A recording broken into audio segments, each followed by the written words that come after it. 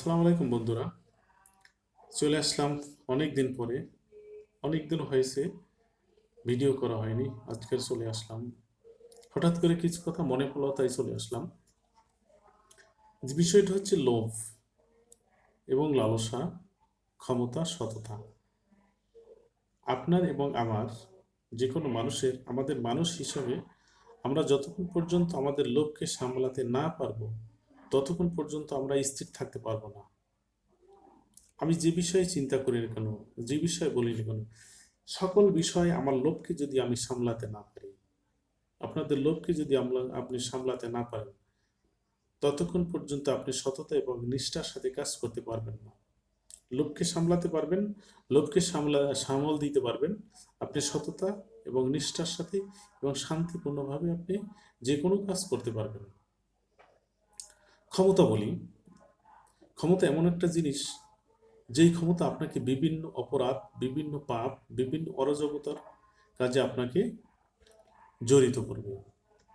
দেখেন, আমাদের দেশে গণতান্ত্রিক প্রক্রিয়ায় যে নির্বাচনগুলো হয়, যেখানে ইউনিয়ন পরিষদ বলেন, উপজেলা বলেন, তারপর জাতীয় নির্বাচন বলেন, প্রত্যেকটা নির্বাচনে সরকারের নির্দেশনা মোতাবেক ছাড়াও আমরা হাজার হাজার কোটি টাকা ব্যয় করে, প্রার্থীরা হাজার হাজার যে কোটি টাকা ব্যয় করে, এখানে তাদের হলো লোভ এবং ক্ষমতা দুইটাই কাজ করে। কারণ হলো, যেখানে 20 কোটি 30 কোটি টাকা ব্যয় করে যেখানে উপজেলা চেয়ারম্যান হয়, একজন এমপি নির্বাচিত হয়, এখানে তারা লোভ এবং ক্ষমতা দুইটাই কাজ করে। লোভের বশবর্তী হয়ে সে এই টাকাগুলো ব্যয় করে, কারণ সে এখান থেকে উসুল করতে পারবে। আর ক্ষমতা, যখন ক্ষমতা পায় তখনই সে এই ক্ষমতা অপব্যবহার করে বিভিন্ন অপরাধ জড়িত হয়ে যায়, তখন পাপ কার্যে লিপ্ত হয়ে যায়। যখন পাপ কার্যে আপনি লিপ্ত হয়ে যাবেন, তখন আপনার লোভকে আপনি কখনো সামাল দিতে পারবেন না। আপনার লোভ সবসময় সামনের দিকে দাবিত হবেই। কাজেই যতক্ষণ পর্যন্ত আপনি লোভকে সামলা দিতে দিতে পারবেন, তখন পর্যন্ত আপনি শান্তিতে থাকতে পারবেন।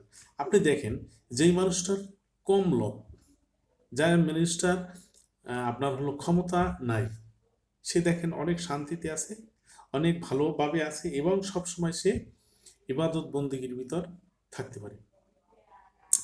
এবং ক্ষমতা এবং লোভ এই দুইটা যদি আপনার ভিতর থাকে, তখন আপনি সততা কাজ করতে পারবেন না। আর সততা যদি কাজ করতে না পারেন, তখন আপনার এত ক্ষমতা, এত লোভ, এত টাকা পয়সা, এত অর্থ সম্পদ দিয়ে আপনি কি করবেন?